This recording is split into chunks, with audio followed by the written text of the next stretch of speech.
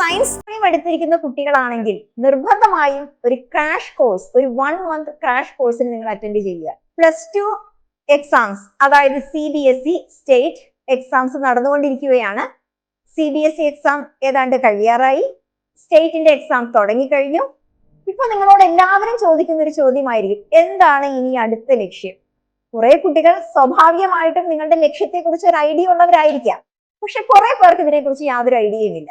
ഇവിടെ നമ്മൾ ചെയ്യുന്നത് നീറ്റ്, കീം, അതുപോലെ തന്നെ CUET, ഐസർ, അതുപോലെയുള്ള എക്സാംസ് ഒക്കെ എങ്ങനെയാണ് ക്രാക്ക് ചെയ്യേണ്ടത്, അതിന്റെ ക്വസ്റ്റ്യൻ പാറ്റേൺസ് എങ്ങനെയാണ്, MCQ ക്വസ്റ്റ്യൻസ് എങ്ങനെ ആൻസർ ചെയ്യാം, അതിനെക്കുറിച്ച് റെഗുലർ ആയിട്ട് നിങ്ങൾക്ക് ഒരു 1 month ട്രെയിനിങ് തരികയാണ്. ഫിസിക്സ്, കെമിസ്ട്രി, മാത്സ്, ബയോളജി തുടങ്ങിയ കോർ സബ്ജക്ട്സ് +1 +2 സിലബസ് മുഴുവനായിട്ടും നിങ്ങൾക്ക് തിയറി പറഞ്ഞു തരിക മാത്രമല്ല, അതിന്റെ ക്വസ്റ്റ്യൻസും നമ്മൾ ഇവിടെ ചെയ്യിക്കുന്നുണ്ട്. വീക്ക്ലി നീറ്റ് മോഡൽ അല്ലെങ്കിൽ കീ മോഡൽ എക്സാംസ് ഉണ്ടായിരിക്കും. ഒരു മാസം കൃത്യമായി റെഗുലറായി അറ്റൻഡ് ചെയ്യുന്ന ഒരു കുട്ടിക്ക് നിശ്ചയമായും ഉദ്ദേശിക്കുന്ന ഒരു ലക്ഷ്യത്തിലേക്ക് എത്താനായിട്ട് സാധിക്കും.